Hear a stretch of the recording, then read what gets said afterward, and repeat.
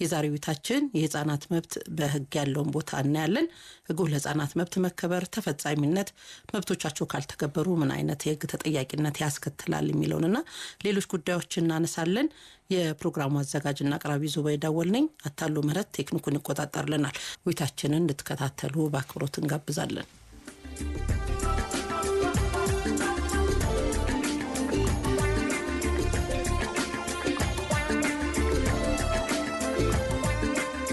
የህግ ነገር ውይይታችንን በተመለከተ ሀሳብ አስተያየት ጥያቄ ካላችሁ 0115526604 እንዲሁም 0115527722 የስቱዲዮ ስልካችን ነው። ውይይቱን ከጀመረን ከጥቂት ደቂቃዎች በኋላ መደወል ትችላላችሁ። የዓለም አቀፍ የህፃናት ቀን የተባበሩት መንግስታት ጠቅላላ ጉባኤ እንደ አውሮፓ አቆጣጠር በ1989 ኖቬምበር 20 የህፃናት መብቶች ኮንቬንሽንን ያጸደቀበት ቀንን መሰረት በማድረግ በየዓመቱ ኖቬምበር 20 የህፃናት ቀን ተብሎ እንዲከበር የጋራ መግባባት ላይ በመደረሱ በየዓመቱ የተለያዩ መሪ ቃሎች በመምረጥ በተለያዩ ሁነቶች ሲከበር ቆይቷል። የዓለም ህፃናት ቀን በዓለም አቀፍ ደረጃ ሲከበር ብዙ ሀገራት ብሔራዊ ህፃናት ቀንን በተለያዩ ቀናቶች ያከብሩታል። በሀገራችንም የዘንድሮ ዓለም አቀፍ የህፃናት ቀን ህዳር 11 በዓለም አቀፍ ደረጃ ለ36ኛ ጊዜ ሜይዴይ ማይ ራይትስ በሚል መሪ ቃል በሀገራችን ደግሞ የህፃናት ጥበቃና የመጫወት መብት ለሁሉም ህፃናት በሚል መሪ ቃል ለ20ኛ ጊዜ ይከበራል። የዛሬ ህግ ነገር ውይይታችንም በህፃናት መብቶች ላይ እንዲያተኩር ትኩረት እንዲያደርግም ወደናል። ባለሙያም ጋብዘናል። በፍትህ ሚኒስቴር በንቃተ ህግ ትምህርትና ስልጠና ዳይሬክቶሬት አቃቤ ህግ የሆኑት ወይዘሮ ሜሮን ብርሃኑ ናቸው። ስቱዲዮ ተገኝቷል። ወይዘሮ ሜሮን እንኳን ደህና መጣሽ። እንኳን ደህና ጠበቃችሁ። አመሰግናለሁ። ዛሬ እንግዲህ በመላው ሀገሪቱ እንደምናየው የጉንፋኑ የወረርሽኙ ነገር ትንሽ ድምጽሽንም ለየት ያደረገው ይመስለኛል። እሺ መጀመሪያ ከትርጓሜ እንነሳ። የህፃናት ትርጓሜው ምን ህፃን የምንላቸው የትኞቹ ነው? በየትኛው እድሜ ላይ ያሉ ናቸው? በተለያዩ ሀገራት የየራሱ የሆነ የእድሜ ገደብ ይኖረው ይሆናል ህፃናት የሚባል። ከኛ ሀገር ካለም አቀፍ ሁኔታ አንፃር ህፃን የምንለውን ትርጓሜውን እንያዝ። መጀመሪያ እውነት ነው ያው ስለ ህፃናት መብት ስናወራ መጀመሪያ ህፃን ማን ነው የሚለውን ነገር ትርጉም መስጠቱ አስፈላጊ ነው። ለዚህም ደግሞ ትርጉም መስጠት ያስፈለገበት ህፃናት ለአደጋ ተጋላጭ የሆኑ ግለሰቦች ወይም ልዩ ጥበቃ የሚያሻቸው ስለሆነ እነዚህን ሰዎች መለየት፣ እነዚህን የህብረተሰብ ክፍል መለየት አስፈላጊ በመሆኑ ነው። ስለዚህ የተለያዩ ሀገራት የተለያዩ ትርጓሜዎችን ሰጥተዋል። አንድ ወጥ የሆነ የህፃን ትርጓሜ ባይኖርም ብዙ ሀገራት ግን እድሜን ከግምት ውስጥ በማስገባት ትርጉም ሲሰጡት ይስተዋላል። ከዚህም ባሻገር ደግሞ አንዳንድ ሀገሮች ህፃን የሚለውን ትርጓሜ ለመስጠት የማህበራዊ አረዳድን ወይም ሶሻል ኮንስትራክሽን ኦፍ ኤጅ ግምት ውስጥ ሲያስገቡም ይስተዋላል። ለምሳሌ በጉርምስና ወቅት የሚታዩ አካላዊ ለውጦችን በማየት እና የድምጽ መጎርነኖችን ከግምት ውስጥ በማስገባት እድሜን ትርጉም ሲሰጡት ይስተዋላል። ነገር ግን በዓለም አቀፍ የህፃናት መብቶች ኮንቬንሽን በአንቀጽ 1 ላይ እንደተመለከተው እድሜን መሰረት አድርጎ ትርጉም ሰጥቶታል። ይህ ማለት ህፃን ማለት ማንኛውም እድሜው ከ18 ዓመት በታች የሆነ የተፈጥሮ ሰው እንደሆነ ደንግጓል። በምን ጉዳይና በምን ቅድመ ሁኔታ ሲሟሉ እድሜ ዝቅ ወይም ከፍ እንደሚል በግልጽ ባይቀመጥም 18 ዓመት ትልቁ የህፃንነት ጣሪያ መሆኑ ተደንግጎ እናገኘዋለን ማለት ነው። በዚሁም መሰረት ደግሞ ወደ ሀገራችን ስንመጣ ከፍና ዝቅ የሚልበት አግባብ ሊኖር እንደሚችል ተደንግጎ እናገኘዋለን። ከ18 ዓመት ድረስ ቢልም ከጽንስ ጀምሮ ግን ህፃን ተብሎ ጥበቃ ሊደረግለት እንደሚችል ከድንጋጌው መረዳት ይቻላል። አንዳንድ ነገሮች ሲያጋጥሙ ከባድ ነገሮች ሲያጋጥሙ ከ18 ዓመት በታች ሆነውም ግን ህጋዊ የሆኑ ድርጊቶችን እንዲፈጽሙ የሚፈቅድበት ከ18 ዓመት በታች ዝቅ እንዲል የሚያደርግበት ሁኔታ ይኖራል። ያም ከፍ ያለ ችግር ሲኖር ለምሳሌ የጋብቻ እድሜ 18 ዓመት ነው ብለን ከወሰድን 18 ዓመት ሳትደርስ አንድ ሴት 16 ሆና ብታረግዝ ብትጠለፍ በፍትህ ሚኒስቴር ፈቃድ መሰረት ሲገኝ ከመደበኛው 18 ዓመት ዝቅ ብሎ 16 ዓመት ሊሆን ይችላል ማለት ነው። እነዚህ ሁኔታዎችንም ከግምት ያስገባ ትርጉም ነው። ቅድም እንዳልነውም ደግሞ ከጽንስ ጀምሮ እስከ 18 ዓመት ድረስ የሚለውንም የሚያካትት አድርጎ አስቀምጦታል ማለት ነው። ከዛ ባለፈ ደግሞ ወደ አህጉራዊ ወይም የአፍሪካ ህጻናት መብቶች ደህንነት ቻርተርን አንቀጽ 2ም በግልጽ እንዳስቀመጠው ማንኛውም እድሜው ከ18 ዓመት በታች የሆነ የተፈጥሮ ሰው ከሆነ ህጻን መሆኑን ደንግጎ ይገኛል። ወደ ሀገራችን ደግሞ ስንመጣ በግልጽ ህጻን የሚለውን ትርጉም ባይሰጠውም ግን በቤተሰብ ህጋችን አንቀጽ 215 መሰረት አካለ መጠን ያልደረሰ ሰው ወይም ልጅ ብሎ በግልጽ አስቀምጦታል ማለት ነው። ስለዚህ አጠቃላይ ስለ ህጻናት ስናወራ ከጽንስ እስከ 18 ዓመት በታች ያሉትን የማህበረሰብ ክፍል የሚያካትት ትርጉም ነው ያለው። አንዳንድ ጊዜ ደግሞ አሁን ከ9 ዓመት በኋላ ያሉ ልጆችን ወይ 10-11 አካባቢ ያሉትን አዳጊዎች ሲባል ደግሞ እንሰማለን። አለው እንደዛ አይነት ትርጓሜ። አሁን ህጻናት አይሏቸውም አዳጊዎች የሚል አጠራርም ሲጠቀሙ እናያለን። ግን ያውም ሆነ 18 ዓመት እስካልሞላው ድረስ በህፃን ውስጥ የሚጠቃለል ነው። ይሄ ለአጠራር ነው። እስካሁን ካነሳናቸው ድንጋጌዎች መሰረት ህፃን የሚለው ህጉ በዓለም አቀፍም አህጉራዊም በራሳችንም በሀገራችን ህጎች ህፃን ማለት ከጽንስ እስከ 18 ዓመት ነው ብለናል። ግን በዛ ውስጥ ባሉ የእድሜ ክልሎች ውስጥ ሊከፋፈል ይችላል። ወጣት፣ ታዳጊ፣ ምንድነው ጨቅላ እየተባለ ተከፋፍሎ ሊጠራ ይችላል። ግን እንዳጠቃላይ ህፃን ማለት ከጽንስ እስከ 18 ዓመት ድረስ ያለውን የሚያካትት ነው። እሺ፣ የህፃናት መብት መርሆች ምን ምንድን ናቸው? የህፃናት መብት መርሆችን ስናነሳ ያው ዓለም አቀፋዊ ናቸው። እንዲሁም ሀገር አቀፋዊ ህጎችም እንደዚሁ የህፃናት መብቶችን ተግባራዊ ማድረግ እንዲቻል በማሰብ የተለያዩ መርሆችን ያወጣሉ። እነዚህ መርሆች ደግሞ የህፃናት መብቶችን ለማክበርና ለማስከበር ከፍተኛ አስተዋጽኦ አላቸው፣ እንደ መርህ በመያዛቸው ብቻ ማለት ነው። ከነዚህ መርሆች ዋናዎቹ ደግሞ ለህፃናት ጥቅም ደህንነት ቅድሚያ መስጠት የሚለው አንደኛው ነው። ይህም ቤስት ኢንተረስት ኦፍ ዘ ቻይልድ የሚባለው ነው። ይሄ አንደኛው መርህ ነው። ምንድነው ይሄ መርህ?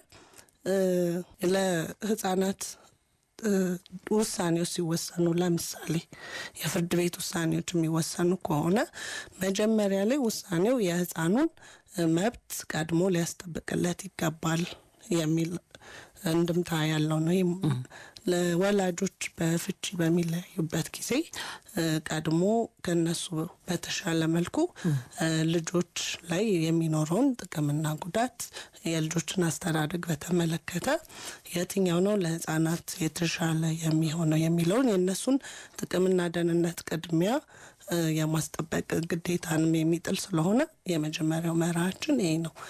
የህፃኑ ጥቅምና ደህንነት ቅድሚያ መስጠት የሚለው ማለት ነው። ይህንንም በተለያዩ ኮንቬንሽኖችን ተቀምጠዋል። ይህንንም መርህ የማስጠበቅና የመጠበቅ ግዴታም በሀገሮች ላይ ተጥሎ ይገኛል ማለት ነው። ከዛ ባለፈ ሁለተኛው የእኩልነት መብት ነው። ህጻናት በሁሉም ነገር እኩል የሆነ አገልግሎት፣ እኩል የሆነ መብት አላቸው። ከማንም ጋር አድሎ ሊኖርባቸው አይገባም የሚል አንድምታ ያለው ነው። ሁሉንም ነገር ሲያገኙ በኩል ሴት ወንድ ሳይባል ህፃን በመሆናቸው ብቻ አገልግሎቶችን ሆነ በሌሎች ነገሮች ተጠቃሚ መሆን አለባቸው የሚል ነው። ከዚህ ባለፈ ሶስተኛው ለህፃናት ጥቅምና ደህንነት ቅድሚያ መስጠት የሚል ነው። ከመጀመሪያው ጋርም ትንሽ የሚገናኝ ነው። ለህፃናት ጥቅም ፍላጎታቸው መሰረት ያደረገ ውሳኔዎችንና ሌሎችም አስተዋጽኦ የሚያደርጉበትን ሁኔታ መወሰን መቻል ነው። ከዛም የመሳተፍ መብት በውሳኔዎች ላይ በሚማሩበት ትምህርት ቤት ላይ በሚበሉት ምግብ ላይ ልጆችን ኢንጌጅ ማድረግ ማበረታታት እንዲወስኑ ማድረግ እንዲሳተፉ ማድረግ ይሄም አንዱ የህፃናት መብት መርሆች ውስጥ ሊካተት ይችላል ማለት ነው። ከዛ ባለፈ በህይወት የመኖርና የመልካም አስተዳደር መብት ነው። በህይወት የመኖር መብት ገና ከጽንሱ ጀምሮ እስከ 18 ዓመት ድረስ ከሚሆን ድረስ በህይወት የመኖር መብት አለው። ከ18 ዓመት በላይ መብት የለውም እያልን ሳይሆን እስከዛ ድረስ ሌላኛው ሰው የህፃኑን በህይወት የመኖር መብት እና የመልካም አስተዳደር መብትን ሊጠብቅለትና ሊሰጠው ይገባል የሚሉ እነዚህ መርሆች ናቸው፣ ዓለም አቀፍ መርሆች ናቸው። እነዚህ ያው ሀገራችንም ተቀብላ የምትተገብራቸው ዓለም አቀፍ የሆኑ መብቶች እና መርሆች ናቸው።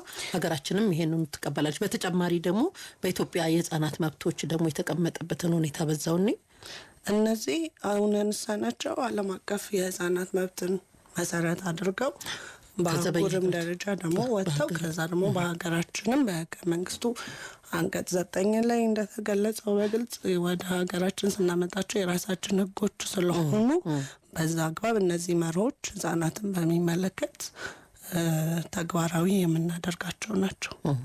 ስለዚህ ወደ ሀገራችንም ስንመጣ በግልጽ የህገ መንግስቱ አንቀጽ 36 ላይ ተደንግጎ ይገኛል። የህፃናት መብትን ህፃናት እንዲና ብሎ ትርጉም ባይሰጠውም ግን እድሜም ገደብ አላስቀመጠም። ነገር ግን ምንድናቸው የህፃናት መብቶች የሚለውን ዘርዘር አድርጎ ለማስቀመጥ ሞክሯል። አንደኛው በህይወት የመኖር መብት ነው። ከዛ ባለፈ ደግሞ ስምና ዜግነት የማግኘት መብት አለው አንድ ህፃን። በተጨማሪም ወላጆቹን ወይም ደግሞ በህግ የማሳደግ መብት ያላቸውን ሰዎች የማወቅና የእነሱንም እንክብካቤ የማግኘት መብት አለው።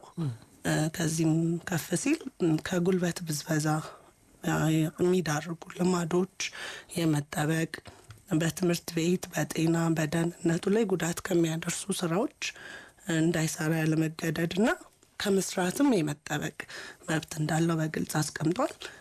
ከዛ ባለፈ ደግሞ በትምህርት ቤቶች ወይም ደግሞ በህፃናት ማሳደጊያ ተቋማቶች ውስጥ በአካል ከሚፈጸሙ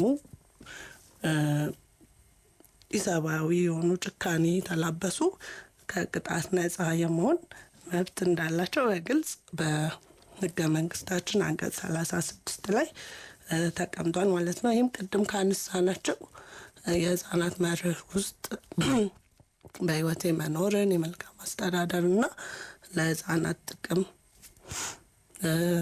ጥቅምና ደህንነት ቅድሚያ መስጠት የሚሉትን አንድ ላይ አጠቃሎ የያዘ ይመስላል። በተጨማሪም ደግሞ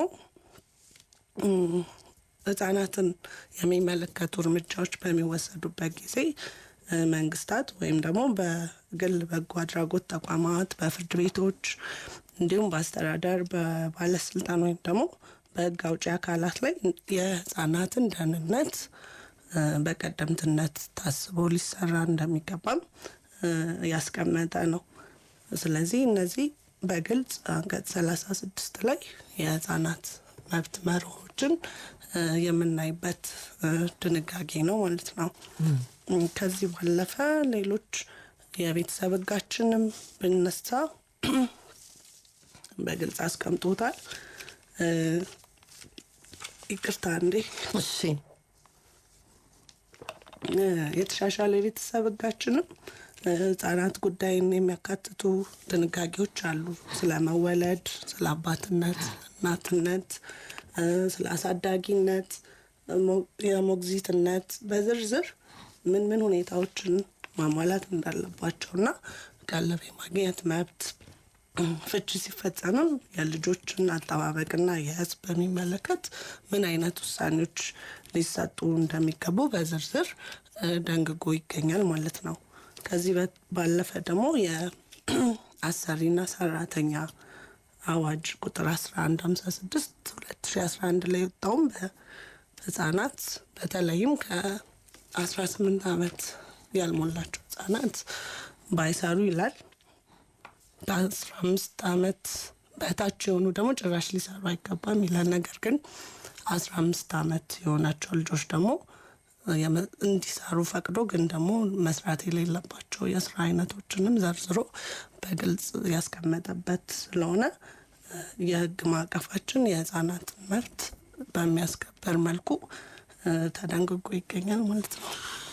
ጥሩ። ያው እኛ ሀገር አብዛኛው የህፃናት ጉዳይ ለቤተሰብ የተተወ ነው እና ቤተሰብ በራሱ በሚመቸው ወይም በገባው ልክ ነው የሚያስተዳድረው ልጆቹን የሚይዘው።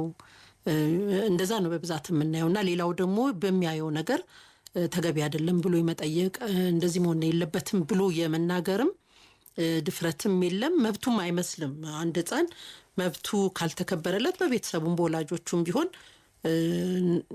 አንድ ህፃን በመሆኑ ሊያገኙ የሚገባው መብት በመሸርሸሩ ይሄ ተገቢ አይደለም፣ ይሄ መሆን የለበትም ብሎ አይከራከርም። እና እንደው በማን ነው መከበር ያለበት የህፃናት መብቶች ሲባል እንደው እንደኛ ሀገር ለቤተሰቡ ትውት የሚደረግ መሆን አለበት። እዚህ በጣም ሁሌ ጥያቄ ስለሚሆንብኝ ነው። ወላጆችም ያው ምን አገባችሁ ሊሉ ሁሉ ስለሚችሉ እኔ ልጄን በፈለኩት መልኩ በሚችለው ነው ወላጅ ሊያሳድግ የሚችለው ልጆቹን አይደል። አሁን በሚችለው ስንል ለምሳሌ ስራ ሲያሰራ ያንን አንድ ህፃን አቅሙን ጉልበቱን ባገናዘበ መልኩ አእምሮን በሚያሳድግ ስራ ላይ አቅሙ በሚችለው ያህል ስራ የቤቱ ስራ እንዲሳተፍ ብዙ ጊዜ ማህበራዊ ጉዳይ ሚኒስቴር ሲናገሩም ስለምሰማ ያንን መቃወም አንችልም። ነገር ግን ልጁን ለምሳሌ የትምህርት ሁኔታውን በሚያጓድል ሁኔታ፣ ሰብአዊ ክብሩን በሚጎዳ ሁኔታ እነዚህ በመሳሰሉ ነገሮች ሁሉ ሲፈጸሙ ለቤተሰብ የተተው ናቸውና በማን ነው መከበር ያለበት የህፃናቶቹ መብት? እንደው እውነት ለቤተሰቡ የሚተው ነገር ነው?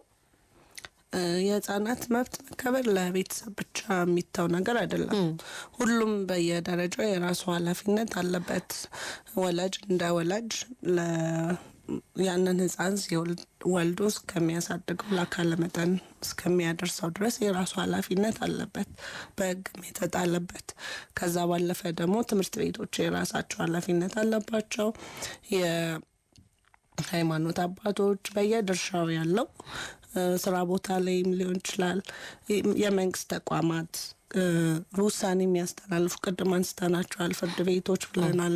አስተዳደራዊ ውሳኔ የሚወስኑ ተቋማት ሊሆኑ ይችላሉ። እነዚህ ሁሉ ዓለም አቀፍ መርሆችን ባማከለ መልኩና ሀገራችንም ተቀብላ የህጋችን አካል ስለሆነ እነዛ መርሆች በሚያስፈጽም መልኩ ሁሉም ሰው የህፃናትን መብት የመጠበቅ ግዴታ አለበት። ወላጅ ሲባል ያው ከወላጅ ባለፈ ለህፃኑ እንክብካቤ፣ ድጋፍና እድገት የሚሰማው ሰው የለም ብለን ስለምንገምትም ነው።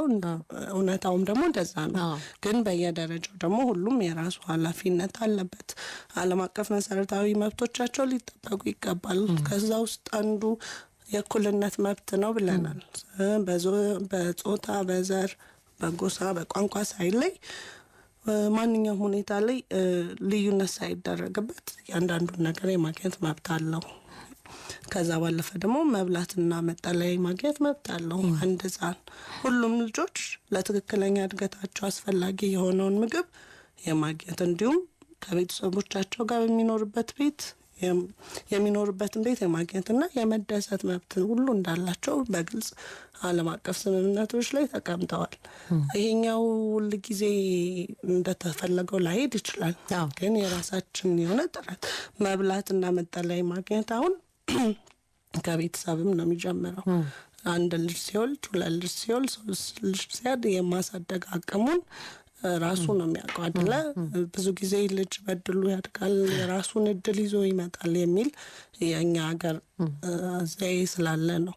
ግን አንድ ልጅ ወደዚህ ምድር ሳመጣ ኃላፊነት ነው። ስለዚህ ይበላል፣ ያ ሰው ይጠጣል፣ ይማራል፣ ይለብሳል፣ ሲያመው ይታከማል። እነዚህን ሁሉ ላደርግ በምችለው መልኩ ኃላፊነት ወስዶ ወላጅ ይህን የማድረግ ግዴታ አለበት።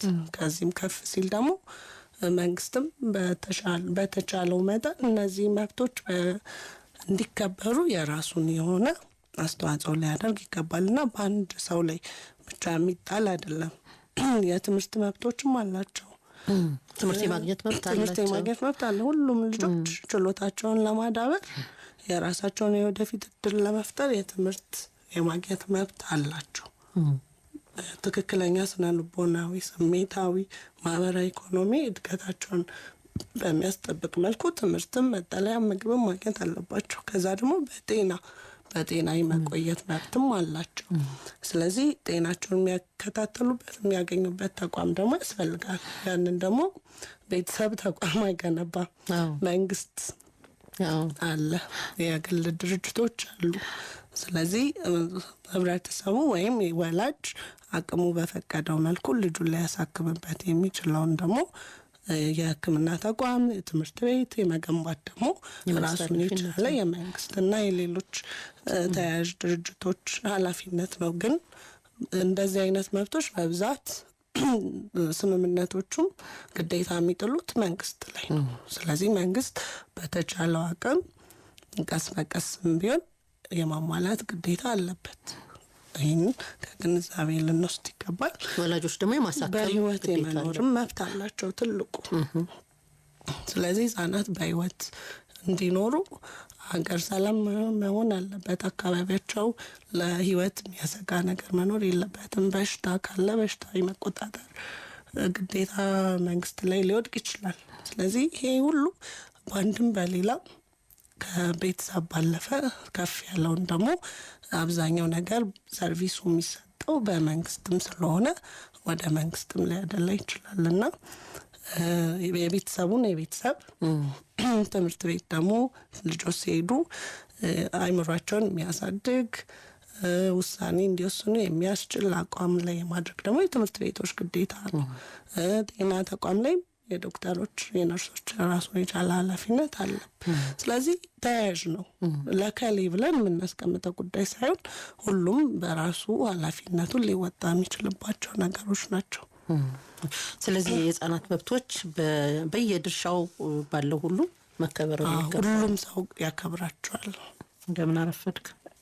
እግዚአብሔር ይመስገን። መምህር እንዳልጌትነት እባላለሁ ከሰሜን ጎንደር አዳርቃይ። ለመልካም ተግባራችሁ ግን ጣቢያውንም እናንተንም ላመስግን።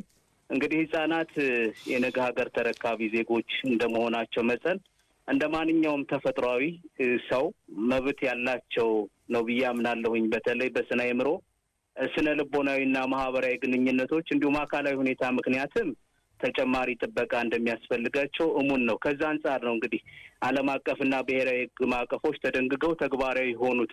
ነገር ግን አተረጓጎማቸውና ተገባበራቸው እንደ ሀገራችን ለየቅል ነው።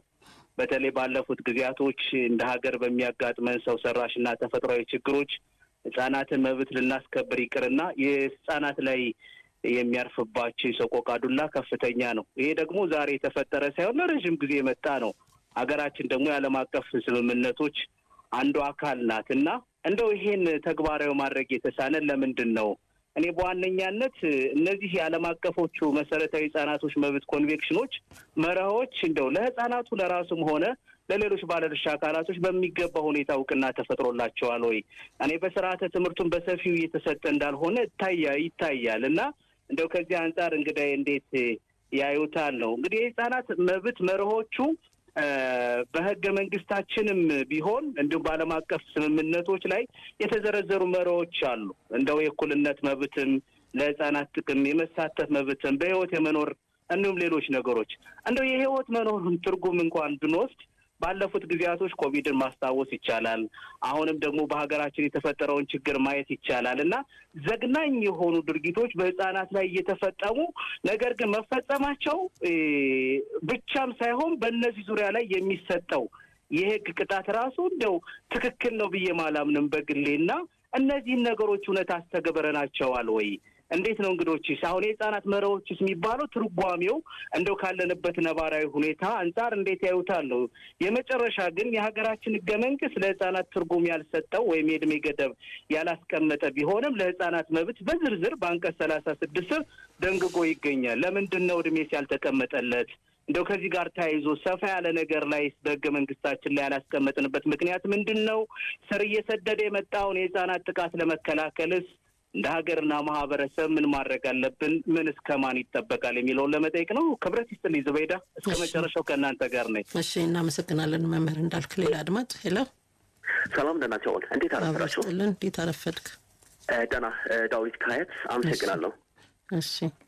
እሺ በቅድሚያ ለዓለም አቀፉ የህጻናት መብት ኮንቬንሽን እንኳን አደረሳችሁ ማለት እፈልጋለሁ። እንደምናውቀው በሀገራችን ህገ መንግስት አንቀጽ 36 ለህጻናት በርካታ መብቶች እንዳጎናጸፈም ይታወቃል። እነዚህ መብቶችም በአንድም በሌላ ሲሸራረፉ እያየን ያለንበት ሁኔታዎችም አሉ። ከእነዚህ አንዱ በተለይም ከክልል ወደ ዋና ዋና ከተማና ከተማ ቀመስ ሲሆኑ አካባቢዎች ላይ የህጻናት አቅመ ሔዋንና አዳም ያልደረሱ ህጻናት የሚፈልሱበት ሁኔታዎችም አሉ። ይህ የሚፈልሱት ደግሞ ከአቅማቸው በላይ የሆነ የጉልበት ብዝበዛ የሚደረግባቸው እንዲሁም የታክሲ ረዳትነት ጽዳት ላይ የፕላስቲክ ኮዳዎችና መሰል ያለ እድሜያቸው እንዲሰሩ የሚገደዱበት ሁኔታዎችም አሉ። ነገር ግን ትልቁ ጥያቄ ምንድን ነው? ይህንን ሲያደርጉ ሲታዩ በተለይ በአስፈጻሚ አካል ላይ ብዙ ክፍተቶችም አሉ። ለምሳሌ አንድ ግለሰብ ወይም ተቋም የእነዚህ ህጻናት የሚበዘብዝ ከሆነ አስፈጻሚው አካል የሚጠይቅበት ማንዴት እንዳለ ቢሆን ግን ይህንን ባለማድረጉ አስፈጻሚው አካል ላይ የሚወሰደው እርምጃ እንደምን ያለ ነው? አንድ ይሄ ነው። በሁለተኛ ደረጃ ብዙ ጊዜ ህጻናት የመማር መብት እንዳላቸው ቢታወቅም ቀን ላይ ይሰራሉ፣ ማታ ላይ የሚማሩበት ሁኔታዎችም አሉ። ህጻናት ማታ መማራቸው ትምህርት ሚኒስቴር መሰል የትምህርት ተቋማት ላይ ኃላፊነትና ድርሻቸው እንደምን ያለ ነው የሚለው ማብራሪያ ቢሰጥበት ላለው። በሶስተኛ ደረጃ እንደምናውቀው አንድ ህጻን አቅመ ሔዋንና አዳም ያልደረሰ አውቆም ሳይሆን ሳያውቅ ከፍተኛ የደረቅ ከባድ ወንጀል የሚሰራበት ሁኔታዎችም አሉ። የዚህ ታዲያ ተቋሙ ለዚህ ህጻናት የሚሰጠው አስተዳደራዊ ወይም ደግሞ ህገ መንግስታዊ መብቱ እንደምን ያለው እንክብካቤው ላይ እንደምን ያለ እንክብካቤ ይደረግበታል? ሌላስ ቀጣይስ ወንጀል እንዳይሰራ ህጻናት ላይ መደረግ ያለበት አካሄድና ጥንቃቄ እንደምን ያለ ነው? እንደምናውቀው በሀገራችን ላይ የህጻናት እንትን እንዳለ ይታወቃል፣ ምክር ቤት እንዳለ ይታወቃልና የዚህ ምክር ቤት አስፈላጊነትና ጠቀሜታ ውስጥ እንደምን ያለ ነው የሚለው ማብራሪያ ቢሰጥበት ስላለው አመሰግናለሁ። እሺ፣ በጣም እናመሰግናለን። ሌላ አድማጭ። ጤና ይስጥልኝ ዘሪዳ። አብሮ ይስጥልን። ወለተ ማርያም ከአዲስ አበባ። እንዴት ነሽ? አለን። እንግዳሽን እንኳን ደህና መጡ ወይልኝ። አመሰግናለሁ።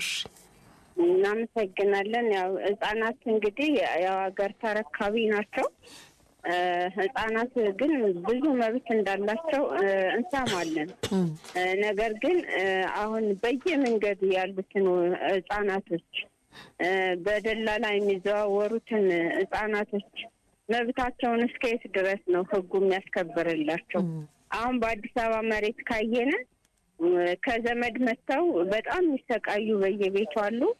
እንደገና ደግሞ ይሰማል። ይሰማል። በየመንገዱ ደግሞ ዝም ብለው በጣም የሚሰቃዩ ህጻናቶች አሉ። እነዚህን ህጉስ እስከየት ድረስ ነው የሚያግዛቸው? ለምን አሁን ብዙ ጊዜ ወደ ህግ የደረሱትን ልናግዝ እንችላለን። ነገር ግን ያልደረሱትን የሚያያቸው ያጡት ህጻናቶችን ህጉ እስከ ጥግ ነው ሂዶ የሚያግዛቸው። ህብረተሰቡስ ምን ሚና አለበት? ማለት ህብረተሰቡ ምን ማገዝ አለበት? አሁን ብዙ ጊዜ ስናይ በዘመድ አዝማድ መጥተው በየቤቱ የሚሰቃዩ ህግ ያላያቸው ህብረተሰብ ያላያቸው ህጻናቶች እድሜያቸውን በሰቆቃ የሚያሳልፉ ህጻናቶች አሉ። እነዚህንን ህጉ እስከየት ድረስ ነው የሚያግዛቸው? እንደገና በየመንገዱ በጣም በሚያሳፍር ሁኔታ ህጻናቶች እናያቸዋለን።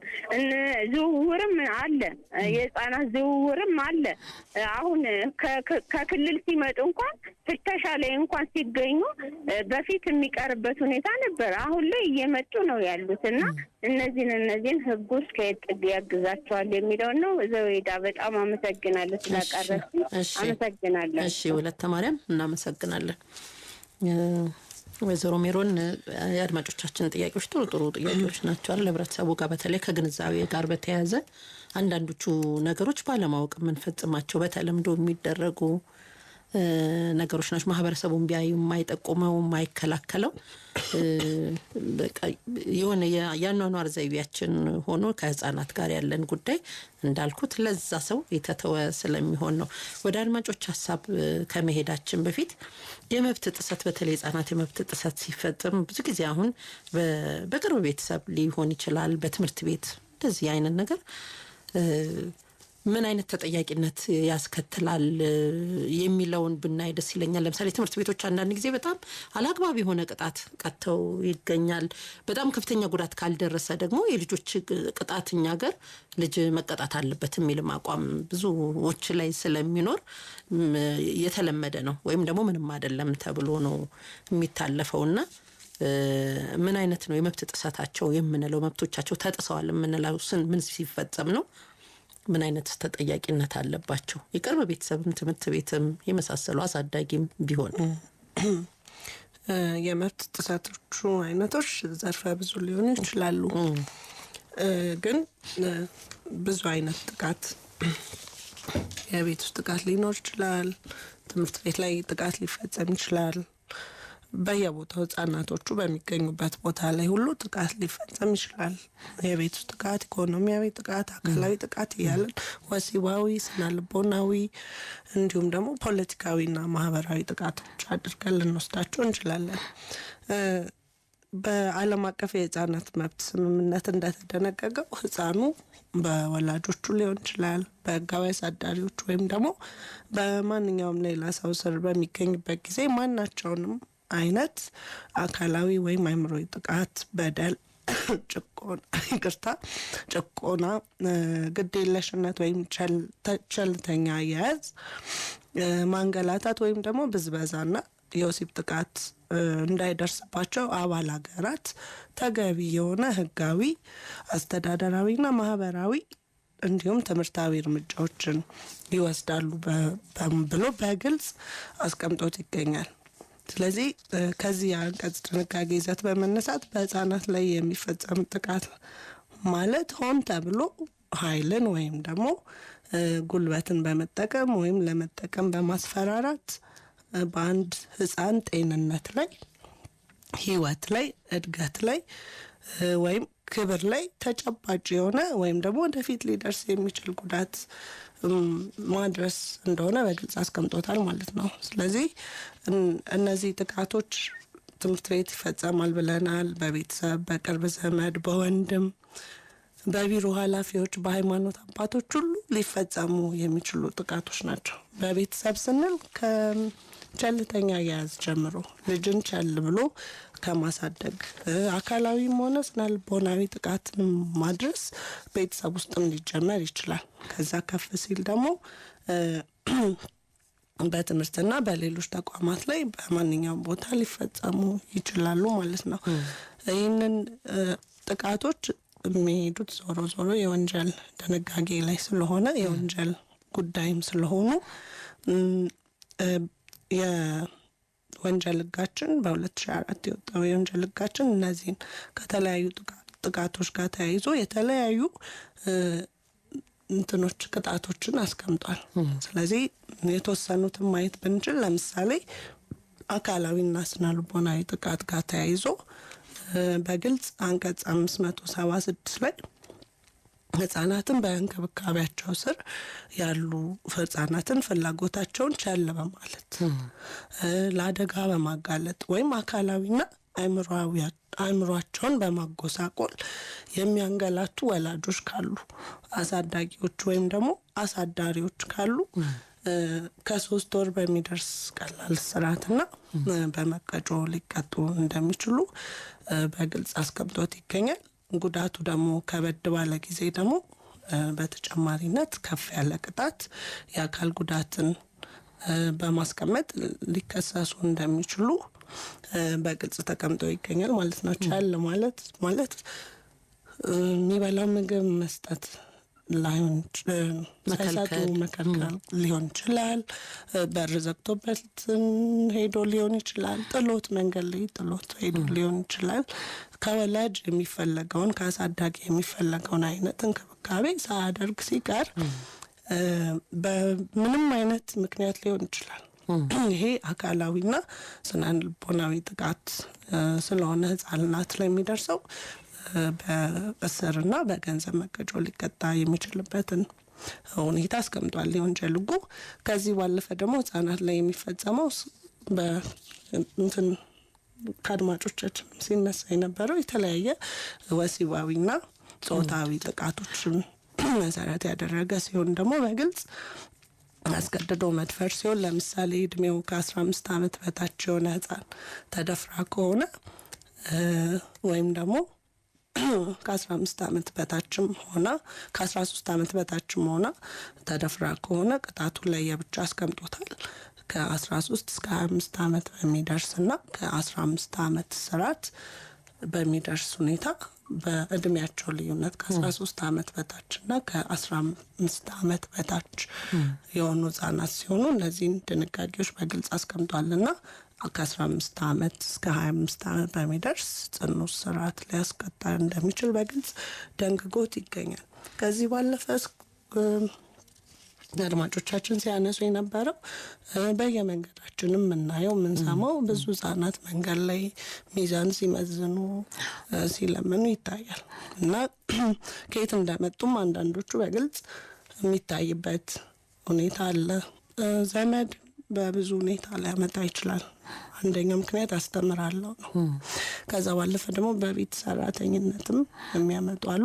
ከዛ ደግሞ የኑሮ ሁኔታውም እዚህ የተሻለ ነገር ይኖራል ብለው መተው እናቶች ገምተው ያሳዩን ሲቀር ግን የወንጀል ጉዳይ ሆኖ ሲገኝ ለምሳሌ በህገወጥ የሰዎች ዝውውር ከሆነ በተለይ ደግሞ ህጻናት ላይ በግልጽ በህጻናት ላይ ተፈጽሞ ከሆነ ወይም እነዚህ ነገሮች ለማድረግ የሚመለምል ሰው ከሆነ እዛ ሀገሩ ላይ ሊሆን ይችላል ወይ ደግሞ በደላላ ነው የተባለው ነገር ማለት ነው። እንደዚህ አይነት የወንጀል ድርጊት የሚፈጽም ሰው ከሆነ ከ5 ዓመት እስከ 10 ዓመት በሚደርስ ጽኑ እስራት በሰዎች የመነገድና ሰዎችን በህገወጥ መንገድ ድንበር ማሻገርና ማዘዋወር አዋጅ 1178 መሰረት ሊቀጡ ይችላሉና ጥቃቶቹ ዘርፈ ብዙ ናቸው። አሁን ያነሷቸው እንደ ምሳሌ ናቸውና ለእያንዳንዱ የራሱን የሆነ ወልዶ መጣል ሊሆን ይችላል። ወልዶ መጣልም ቻል ማለት ነው። አንዲት እናት ወልዳ ልጁ በዛ አራስነት ጊዜ ውስጥ ምን አይነት የጤና እክል ሊደርስበት ይችላል፣ ሞት ድረስ ሊደርስ ይችላልና ያንንም ህጉ ግንዛቤ ውስጥ በመክተት የራሱን የሆነ የህግ ተጠያቂነት በእስር እንደሚያስቀጣ በግልጽ አስቀምጦታል እና ዘርፈ ብዙ ናቸው። ግን በአጠቃላይ ከቤት ውስጥ እስከ ፖለቲካዊና ማህበራዊ ጥቃት ድረስ ሊሰፋ ይችላልና እያንዳንዱ ህጻናትን የሚመለከት ደግሞ በወንጀል ህጉ የተቀመጡ የራሱ የሆኑ አስቀጭ የሆኑ ድንጋጌዎች አሉት። በተለይ አቶ ጀቤ ቃበቶ ያነሱት ከሶዶ ወረዳ የህጻናት በተለይ ብዙ ጫና ይደርስባቸዋል ከጉልበት ብዝበዛ ህገወጥ ዝውውር ጋር ያው ማን ነው የሚጠየቀው የሚል ጥያቄ ነበር ያነሱትና እነዚህ አዘዋዋሪዎቹ ተጠያቂ ናቸው። ይሄንን ግን ጥቆማ የመስጠት ደግሞ የተመለከተ ማንኛውም ሰው ጥቆማ የመስጠት የማሳወቅ ቀደም እንዳልነው ነው። ማን ነው የህጻናት መብት ማክበር ያለበት ስንል ሁሉም ነው። ኃላፊነቱ ደረጃው ይለያያል። ይሄ ሁሉ ሰው እንግዲህ ከጠያቂዎቻችን የተረዳ ነው ያስተዋሉት ያዩት ነገር አለ። አንዳንዱ የት መሄድ እንዳለበት ጠፍቶት ሊሆን ይችላል። አንዳንዱም ብቻ የሆነ ስለ ህጻናት የተገነዘቡት ነገር አለ። ስለዚህ ሁሉም ሰው ይመለከተዋል። እንደዚህ አይነት ወንጀሎች ህገወጥ ዝውውሮች ተፈጽመው ከሆኑ እንደ ማህበረሰብ ወንጀልን የመጠቆም ግዴታም ስላለብን የፖሊስ ጣቢያ ሄዶ የማመልከት ግዴታ አለብን። በዛ መልኩ የህጻናትን መብት የማክበርና የማስከበር ግዴታችንን የራሳችንን አስተዋጽኦ እንወጣለን። ለፖሊስ መጠቆም ነው። አዘዋዋሪው ደግሞ ቅድም እንዳለው የመለመለው ያዘዋወረው ራሱን በቻለ የክስ ሂደት ላይ ከ5 ዓመት እስከ 10 ዓመት እና ከዛም ከፍ ባለ ቅጣት ሊቀጣ እንደሚችል በግልጽ የወጣ አዋጅ ስላለን በዛ አግባብ ሊጠየቅ ይችላል ማለት ነው። በተለይ ከጉልበት ብዝበዛ ህገወጥ ዝውውር ጋር የተነሳውን ማነው ተጠያቂ ምን አይነት ቅጣት ያስከተላል የሚለውን ቀደም ሲል አይተናልና ወደ ሙስጠፋ ሐሳብ እንሂድ። ሙስጠፋ ከራያ ከጽንስ መቋረጥ ጋር ነው ያነሱት። በተለይ ፊልሞች ላይ እንደው ቀለል ተደርጎ በቃ አቋርጮ በቃ እንዲህ አድርጉ ሲባል ይታያል የሚል እንግዲህ ከህጉ ጋር ምን አይነት ምላሽ ይኖረዋል የሚለውን እናያለን። ግን ያው ህፃን እንዳይባል አልተወለደም እና ጽንስ ነው። ቅድም ያው ከጽንስ ጀምሮ ነው ህፃን የሚለውን ስያሜ ይዛል ብለን ስናወራ የነበረው መሰለኝ አይደለ?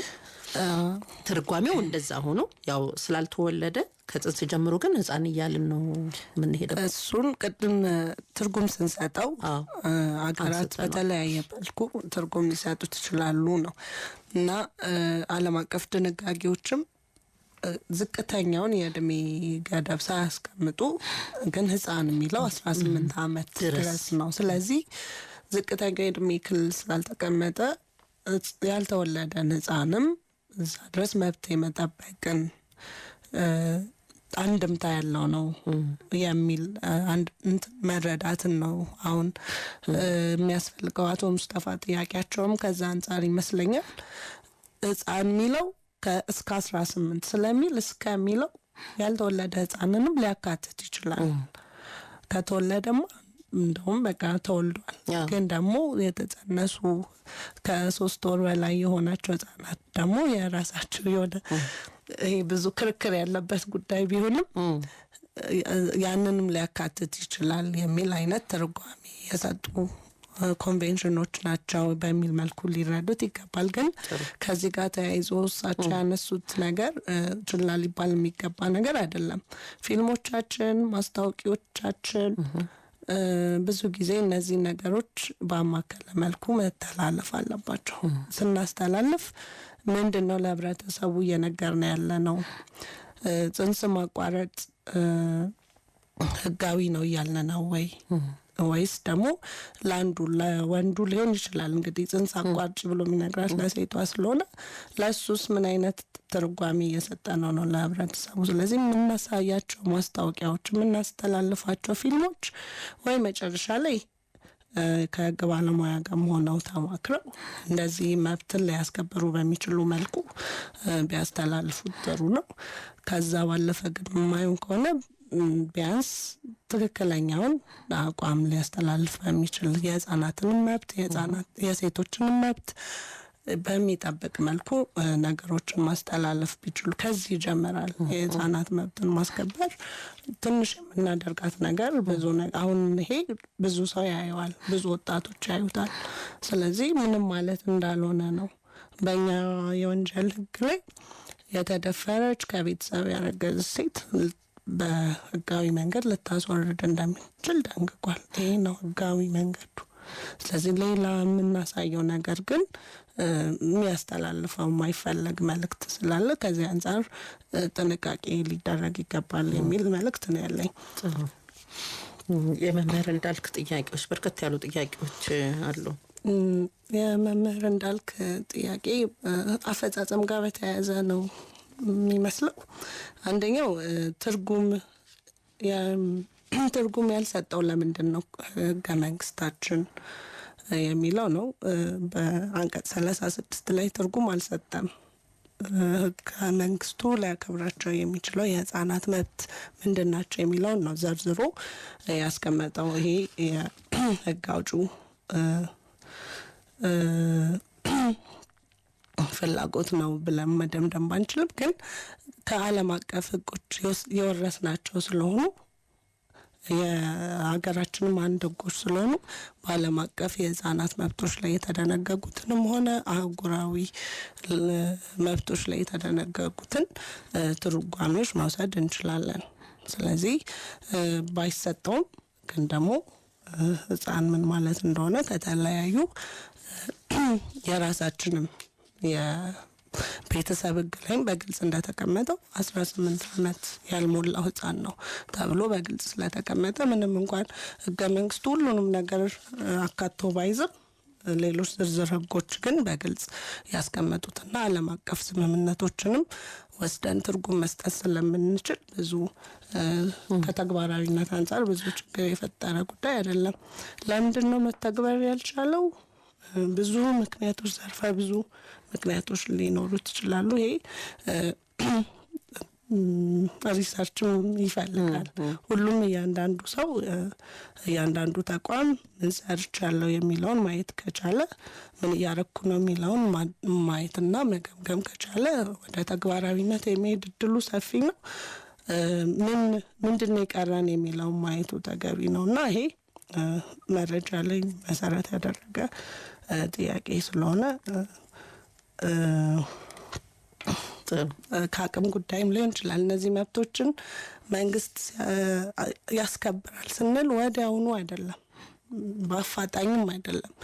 ከሀገሪቱ ኢኮኖሚያዊ ሁኔታ በመነሳት አቅም በፈቀደው ወይም ኢኮኖሚ በፈቀደው መጠን የህፃናት ደህንነትን የማስጠበቅና የህፃናት መብት የማክበር ጥረት እንዲያደርግ ነው የሚያስቀምጠው ድንጋጌውም እና ከዚህ አንጻር ብዙ ዘርፈ ብዙ ችግሮች ሊኖሩ ስለሚችሉ ከኢኮኖሚም አንጻር ነው ብዬ ነው ያስባለሁ። ዳዊት ከሀያት ይሄ በተለይ ከክልል የሚመጣው በፍልሰት በጣም ከአቅም በላይ በየጊዜው የሚሰሩት ስራ በየመንገዱ የምናየው ነገር ነውና እንደው ከኔ ጥያቄ ጋር ካለንም ሰዓት አንጻር አያይዘም ብናየው ደስ ይለኛል። ህጻናት የቅጥር ስራ እንዲሰሩ ይፈቀዳል ወይ? የሚፈቀድስ ከሆነ በምን ያህል እድሜ ላይ ሆነው ነው ገንዘብ በሚያስገኝ የቅጥር ስራ ላይ እንዲሰማሩ የሚፈቀደው? ከተማ አካባቢ አሁን በጣም የምናያቸው ፍልሰት በጣም ህጻናት ልጆች እንደዚህ ገቢ በሚያስገኝ ስራ ላይ ስለምናያቸው በዛው ይያዛል ብዬ ነው። በሀገራችን የአሰሪና ሰራተኛ አዋጅ ቁጥር 1156 ላይ በግልጽ አንቀጽ 89 ላይ እንዳስቀመጠው ወጣት ሰራተኛ ብሎ ነው ያስቀመጠው። ወጣት ሰራተኛ የሚሰራው ስራ ብሎ ነው ያስቀመጠውና ከ18 አመት ያልበለጠ ከ15 አመት ደግሞ የሞላው ከዛ በታች የሆነውን ግን ማንም ሰው ቀጥሮ ሊያሰራ አይችልም። ስለዚህ ወጣት ሰራተኛ ቀጥሮ ያለው ሲል አንድ ሰው ከ18 አመት ያልበለጠና ከ15 አመት ያላነሰ ልጅ መሆኑን ማረጋገጥ መቻል አለበት። እነዚህንም ልጆች ደግሞ ሲቀጥር ሁሉም የስራ ዘርፍ ላይ አይደለም እንዲያሰማራ የተቀመጠው። በልዩነት ከመንገደኞች ጋር ከእቃ ከየብስ ከባቡር በአየርና በሀገርና በሀገር ውጭ ያሉ የውሃ የማጓጓዣ ስራዎች ላይ ወደቦች ላይ በመጋዘኖች የሚሰሩ ደግሞ በጣም ከባድ እቃ ማንሳት መጫን ምናምን የመሳሰሉት ላይ በጣም ከባድ የጉልበት ሁኔታ የሚጠይቁት ላይ እንዲያሰማሩ አይፈቅድም። ከዚህ ባለፈ ደግሞ ኤሌክትሪክ ኃይል ማመንጫዎች ላይ የኤሌክትሪክ ኃይል ማስተላለፊያ መስመሮች ጋር በተያያዘ በማከፋፈያ ጣቢያዎች ጋር እነዚህ ቦታዎች ላይ ህጻናትን ማሰማራትና መቅጠር አይቻልም። ከመሬት በታች ያሉ የማዕድን ቁፋሮች፣ የድንጋይ ስራዎች ጋር የመሳሰሉ ስራዎችንም እንዲሁም ማሰራት አይቻልም።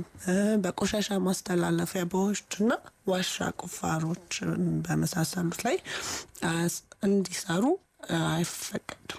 ከዚህ ባለፈ ያለውን ደግሞ ዝርዝር የስራ ሁኔታውን ማህበራዊና ሴቶች ህጻናትና ማህበራዊ ጉዳይ መመሪያ ሊያወጣ እንደሚችል በግልጽ አስቀምጦታል። ከዚህ ባለፈ ደግሞ ከስራው ጋር ብቻ ሳይሆን የሚሰሩበትም የስራ ሰዓት በግልጽ ተቀምጦ ይገኛል። ስለዚህ ወጣት የተባሉ ሰራተኞችን 18 እና 15 መሀል ያሉት ሰራተኞች ከ7 ሰዓት በላይ የበለጠ መስራት አይችሉም። የሌሊትና የትርፍ ስራ ሰዓትም በተለይ ከምሽቱ 4 ሰዓት እስከ ንጋቱ 12 ሰዓት ባሉት የትርፍ ስራ፣ የሳምንታዊ የእረፍት ቀን፣ የህዝብ በዓላት ላይ ማሰራት ክልክል ነው። ስለዚህ እነዚህን ከነዚህ ውጭ ያሉትን ህፃኑ ከባድ ባልሆኑ ሁኔታዎች ላይ ጉልበት የማይፈልጉ ከሆኑ ያው ኢኮኖሚያዊ ችግርም ስላለ ሊሰሩ ይችላሉ። በቅጥር ብቻ ሳይሆን ለቤተሰብም በዛ መልክ ሊሰሩ ይችላሉ። አሁን ከ15 ዓመት ስለ ቅጥር ነው እንግዲህ ስለ ቅጥር ስንል ስለ ግል ድርጅቶች ቀጥረው ያሰራሉ። ስለዚህ ወደ ቤተሰብ ደግሞ ዝቅ ካለ ቤተሰብም ያሰራል፣ ስራ ያሰራል። አብዛኛውን ወጣቶች እየመጡ ያሉት ህጻናት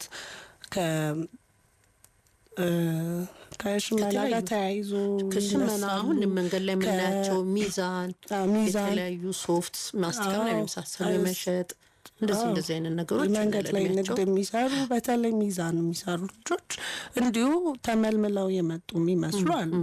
ግን ደግሞ እንዲህ መደምደም ስለማይቻል ሁሉም የራሱን ኃላፊነት ሊወጣ ይገባልና የፖሊስ ተቋም ሊሆን ይችላል ብዙ አቤቱታ ስላለ ቀርቦ ማየት መመርመር ያስፈልጋል። ከየት ነው የሚመጡት? ማን ነው የሚያሰራቸው? ማን የመለመላቸው የሚለውን ህገወጥ የሰዎች ዝውውር ነው አይደለም የሚለውን ቀርቦ ማየት ያስፈልጋል፣ መመርመር ያስፈልጋል። አዎ ቅጥር ስንል ከ15 እስከ 18 ዓመት በቅጥር እነዚህ ህጻናቶች ይፈቀድላቸዋል ስንል ከዛ እድሜ በታቸው ያሉ ህጻናት በብዛት ስለምናይኝ ሀገር አንድም በቅጥር ነው፣ ሁለትም ወይ ደግሞ ለቤተሰብም ገቢ ሊሆን ይችላል የሚያሰሩትና ለቤተሰብ ሲሆን ግን ከ15 ዓመት በታች ያሉ ህጻናት ጉልበት ብዙም የማይጠይቅ እንደ ሀገር አሰሪና ሰራተኛ አዋጁ እንግዲህ በህግ መሰረት የወጣው ቤተሰብ ሳይሆን ቀጣሪ ድርጅቶች በእነዚህ ከቅድም ከጠቀስናቸው የስራ ዝርዝሮች ውጪ ባሉት ያሰራሉ ነው። ስለዚህ ሳምሃው ተፈቅዷል። በቤተሰብ ብቻ ሳይሆን እንደ ተቋምም መብታቸውን በሚጠብቅ መልኩ እንዲሰሩ ተፈቅዷል የሚለውን አንድምታ መውሰድ ይቻላል። ቀደም ሲል ከጠቀስናቸው ውጪ ያሉ ስራዎች ላይ የሰዓት ገደቡም እንዳለ ሆኖ ይሄ ደግሞ የሚሆነው እንደ የሀገራችን ሁኔታ ነው፣ እንደ ኢኮኖሚ ሁኔታ ነው የሚያስገድደው። ህፃኑንም ለመጥቀም ነው በአንድም በሌላ መልኩ ከሚራብ የሚችለውን ያህል ስራ ቢሰራ ባይሰራ ጥሩ ነው። ግን ደግሞ ከሚራብ ደግሞ ይስራ ነው። ሲሰራ ግን ቢያንስ ሌሎች በህይወት የመኖር መብቶቹን ቢያንስ በሚጠብቅ ሁኔታ ይስራ ነው። ስለዚህ ቤተሰብ ጋርም ስንሄድ በቤት ሰራተኝነት ሊሰሩ ይችላሉ። ቅድም እንዳልነውም ተሯሩጠው ቤተሰባቸውን እናታቸውን የሚያስተዳድሩ ይኖራሉ። አይኑር ሳይሆን ቢያንስ ህይወታቸውን በማይጎዳ መልኩ የነሱን